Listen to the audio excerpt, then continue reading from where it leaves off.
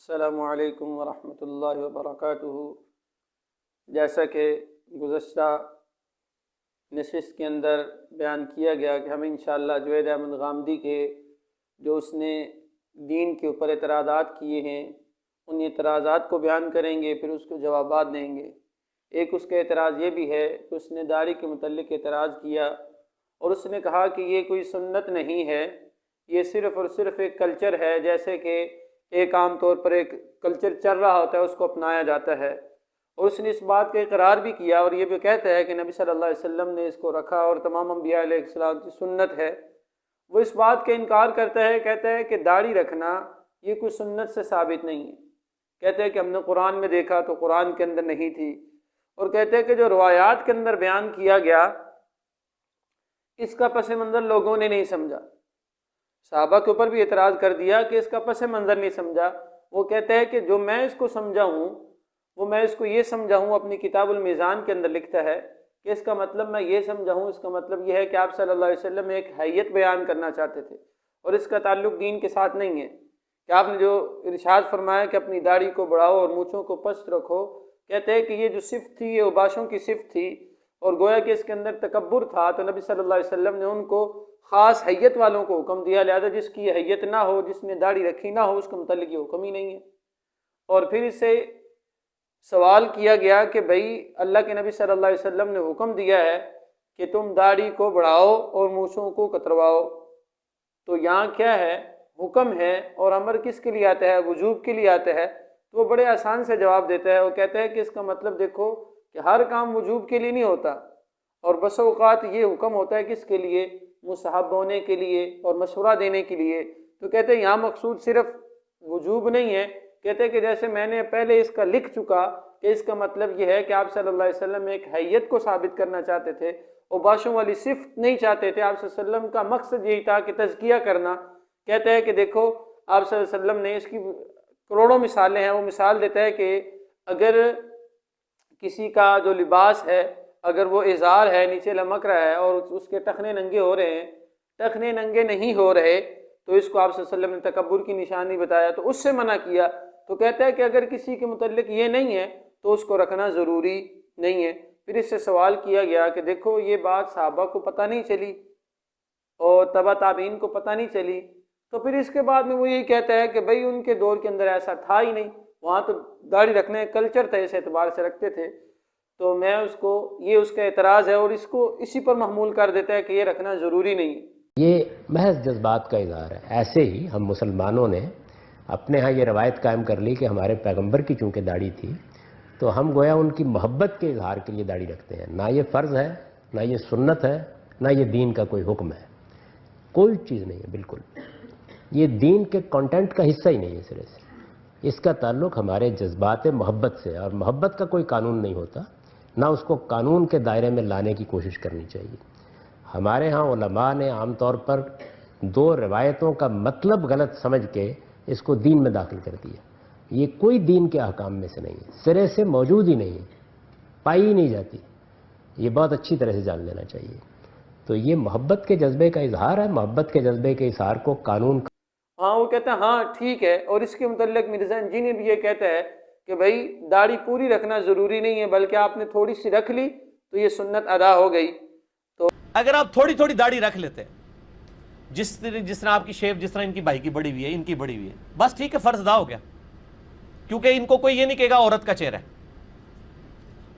داڑھی تو صاف نہیں ہے نا، تھوڑی سی داڑھی آ گئی کافی ہے۔ تو بھئی داڑھی رکھنا اہل سنت والجماعت کے ہاں یہ واجب ہے، اور اس کو ایک مٹھی سے کم رکھنا یہ حرام ہے، ایک مٹھی رکھنا ضروری ہے۔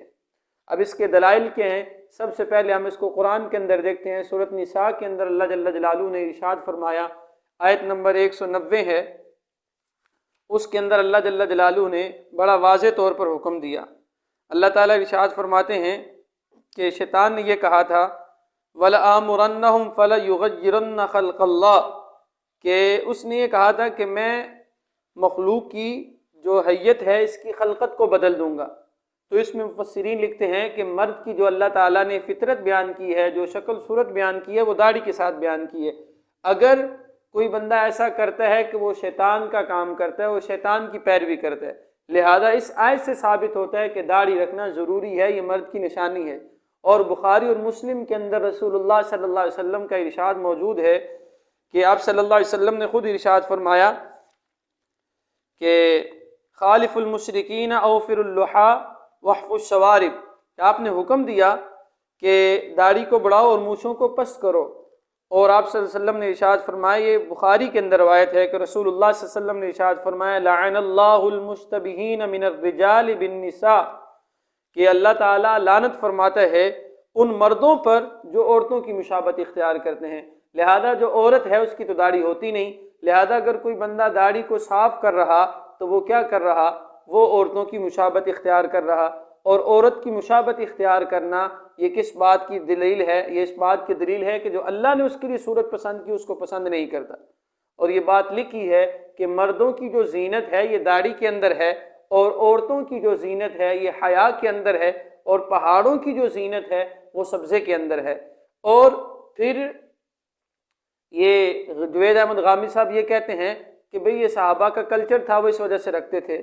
اور بھئی یہ واضح طور پر روایات کے اندر آتا ہے کہ ایک آدمی نے اللہ کے نبی صلی اللہ علیہ وسلم کے سامنے آتا تھا اور آپ صلی اللہ علیہ وسلم اس کو دیکھ کے مسکراتے تھے، اس کا ایک ہی بال تھا، تو نبی صلی اللہ علیہ وسلم اس کو دیکھ کے مسکراتے تھے، اور جب وہ اس نے ایک بال اکھیڑ دیا تو نبی صلی اللہ علیہ وسلم نے اس کی طرف دیکھنا پسند نہیں کیا۔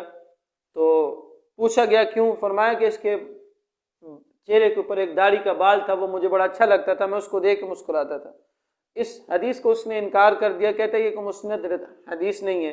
اگر مسند نہیں ہے لیکن فضائل کے اندر ضعیف حدیث بھی چل جاتی ہے، مفسرین کا محدثین نے اس بات پر اتفاق ہے۔ اور یہ بات بخاری کے اندر ہے کہ نبی صلی اللہ علیہ وسلم کے پاس ایک قاصد آیا تھا، اور قاصد نے جو کہ اپنی مونچھیں اس کی بڑی ہوئی تھی اور اس کی داڑھی جو تھی وہ صاف تھی۔ رسول اللہ صلی اللہ علیہ وسلم نے اس سے کہا کہ بھئی تم نے ایسی صورت کیوں اختیار کی ہے؟ تو اس نے کہا کہ ہمارے بادشاہ نے ہمیں حکم دیا ہے۔ تو رسول اللہ صلی اللہ علیہ وسلم نے جملہ ارشاد فرمایا تھا، آپ نے فرمایا تھا کہ میرے رب نے اس بات کا حکم دیا ہے کہ میں داڑھی کو بڑھاؤں اور مونچھوں کو صاف کروں۔ اور یہ داڑھی رکھنا یہ تمام انبیاء علیہ الصلوۃ والسلام کی سنت ہے، اور اس سنت کا اللہ کے نبی صلی اللہ علیہ وسلم نے حکم دیا ہے، اور قرآن کے اندر یہ بات خود موجود ہے، اولئک الذین ھداھم اللہ فبھداہ مقتدی، کہ یہ تمام انبیاء علیہ الصلوۃ والسلام کی سنت ہے اور اس کا حکم دیا گیا ہے، لہذا اس کو رکھنا یہ کیا ہے؟ واجب ہے۔ اور اگر کوئی نہیں رکھ رہا تو وہ عقائد اہل سنت والجماعت کے مسلک سے خارج ہے، اور اگر وہ ایسی باطل تعویلیں کر رہا ہے تو وہ صرف اور صرف اپنے چاہنے والوں کو، جو اسلام سے پھرنے والوں کو، ان کو خوش کرنا چاہتا ہے۔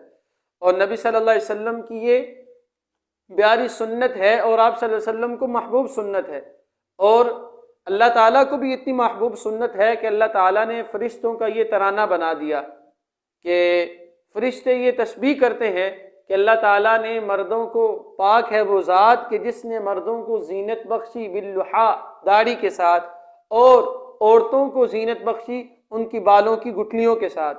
اور نبی صلی اللہ علیہ وسلم کی داڑھی کے متعلق روایت موجود ہے، آپ صلی اللہ علیہ وسلم، سیدنا ابو ہریرہ رضی اللہ عنہ سے روایت ہے، فرماتے ہیں کان رسول اللہ صلی اللہ علیہ وسلم اسود اللحیہ، کہ نبی صلی اللہ علیہ وسلم کی داڑھی کیا تھی؟ وہ سیاہ تھی۔ اور ابن سیرین، یہ بہت بڑے تابعی ہیں، انہوں نے سیدنا انس رضی اللہ تعالیٰ سے پوچھا کہ کبھی نبی صلی اللہ علیہ وسلم نے خضاب لگایا ہے؟ تو انہوں نے فرمایا کہ نبی صلی اللہ علیہ وسلم کو خضاب لگانے کی ضرورت ہی نہیں پڑی۔ اور پھر یہ کہتے ہیں کہ ایک مٹھی رکھنا ہے، اس سے زائد، یہ نبی صلی اللہ علیہ وسلم نے تو اس سے زائد بھی رکھی ہے۔ تو بھئی یہ بخاری اور مسلم کے اندر روایت موجود ہے، سیدنا عبداللہ بن عمر رضی اللہ تعالیٰ عنہ کہ جب نبی صلی اللہ، یہ جب عمرے کے لیے جاتے تو حج کے لیے جاتے تو اپنی داڑھی کو ایک مٹھی سے جو زائد ہوتے اس کو لے لیتے تھے، اور نبی صلی اللہ علیہ وسلم کے سامنے بھی عمل کیا گیا۔ تو یہ بات یاد رکھیں کہ جو نبی صلی اللہ علیہ وسلم کے سامنے کام کرے کوئی صحابی اور آپ صلی اللہ علیہ وسلم اس پر تنقید نہ کریں تو یہ کیا ہوتا ہے؟ تقریر۔ تو اس کا بھی مقام وہی ہے جو حدیث کا مقام ہے، لہذا یہ بھی سنت ہے۔ اور نبی صلی اللہ علیہ وسلم کے متعلق آتا ہے کہ آپ صلی اللہ علیہ وسلم اپنی داڑھی کے طول اور عرض سے لیتے تھے، یعنی جو بال بکھر جاتے تھے اس کو صحیح کر لیتے۔ تو یہ بات یاد رکھیں کہ داڑھی کی جو ابتدا ہے وہ یہ جو سخت ہڈی ہے یہاں سے لے کر، اور یہ جو نیچے کوا سا نکلا ہوتا ہے یہاں تک، اس سے جو نیچے ہو وہ آپ نکلوا سکتے ہیں۔